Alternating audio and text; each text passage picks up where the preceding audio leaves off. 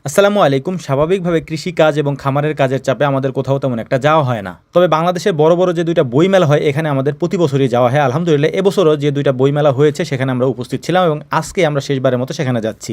যেহেতু আমরা আগের দিন বলেছিলাম যে ঢাকা বিশ্ববিদ্যালয়ের কেন্দ্রীয় জামে মসজিদে আমরা জুমার নামাজ আদায় করে তারপর ওখান থেকে আমরা বইমেলার দিকে যাত্রা করব ইনশাআল্লাহ। সেভাবেই আমরা সময় নির্ধারণ করে বাড়ি থেকে রওনা দিয়েছি এবং আমাদের যাত্রা এখন ঢাকা বিশ্ববিদ্যালয়ের কেন্দ্রীয় জামে মসজিদ। এমনিতেই বাড়ি থেকে ঢাকা পর্যন্ত যেতে আমাদের তেমন একটা সময় লাগে না। এইজন্য আমরা নির্দিষ্ট টাইমে বের হয়েছি। আমাদের ১ ঘন্টা ২০ মিনিটের মতো লাগবে, এর মধ্যেই আমরা পৌঁছে যাব। রাস্তায় তেমন একটা জ্যামও আমাদের হয় না, যেহেতু আমাদের এই অঞ্চলের রাস্তাগুলি খুবই ভালো। তো যাই হোক, আমরা সময় মতো পৌঁছে যাওয়ার পর সালাত আদায় করেছি। সালাত আদায় করার পর এখানে অনেকক্ষণ পর্যন্ত আমরা বসেছিলাম, সময় কাটিয়েছি। এরপর আমরা সবাই মিলে রওনা দিয়েছি বইমেলার উদ্দেশ্যে।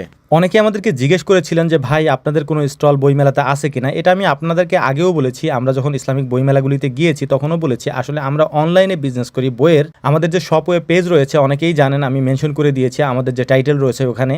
আমাদের বইয়ের কার্যক্রমটা মূলত হচ্ছে অনলাইন কেন্দ্রিক। আমাদের যেহেতু কোনো নিজেদের লিখিত বই নাই, অর্থাৎ আমি নিজে যেহেতু কোনো বই লিখি নাই, এই কারণেই মূলত আমাদের কোনো প্রকাশনীয় নেই। বিভিন্ন প্রকাশনীর সাথে আমরা কাজ করি আলহামদুলিল্লাহ। অনলাইন কেন্দ্রিক কোনো বই যদি আপনাদের প্রয়োজন হয়, বিশেষ করে যদি কোনো ইসলামিক বইয়ের প্রয়োজন হয়, তাহলে আমাদের পেজে আমি উপরে যেটা মেনশন করে দিয়েছি ওখানে নক দিলে আপনারা সেটা পেয়ে যাবেন আলহামদুলিল্লাহ। এবং এটার জন্য আপনাদের সবথেকে সহজ উপায়ই হচ্ছে আমাদের এই পেজটা। আমরা সবথেকে সহজ উপায় আপনাদের কাছে এটা পৌঁছানোর জন্যই এই পেজটা খুলেছি এবং অনলাইনে আপনাদেরকে ইসলামিক বইগুলি বিশেষ করে দেওয়ার জন্য চেষ্টা করছি। অনেকেই বলেন যে ভাই এত কিছু করে সময় কখন পান। আসলে সময় বের করে নিতে হয়, বা আমাদের সময় আমরা বের করে নেই, কারণ দুনিয়াবি কাজের জন্য অনেক বেশি সময় ব্যয় করা হয়।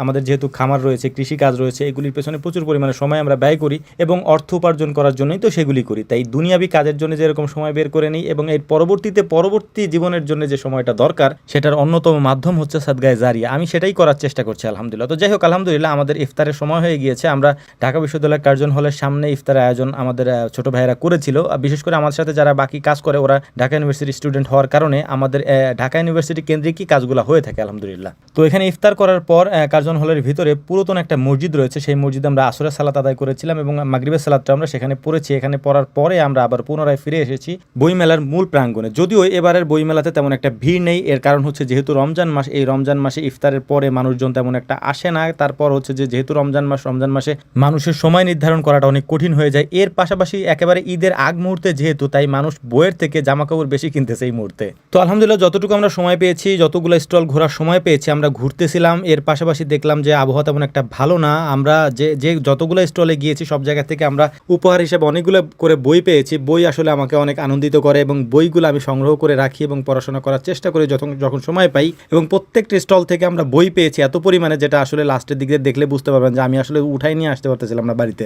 সর্বশেষ সিয়ান পাবলিকেশনে আমরা বসাছিলাম, তো দেখলাম যে আবহাওয়ার অবস্থা এত বেশি খারাপ যে কিছুক্ষণের মধ্যেই বৃষ্টি শুরু হলো। এত বেশি পরিমাণে বৃষ্টি শুরু হলো, দেখলাম যে বৃষ্টির সাথে সাথে শিলও পড়তেছে, অর্থাৎ আকাশ থেকে শিল পড়তেছে, আমরা শিল বলি এটাকে।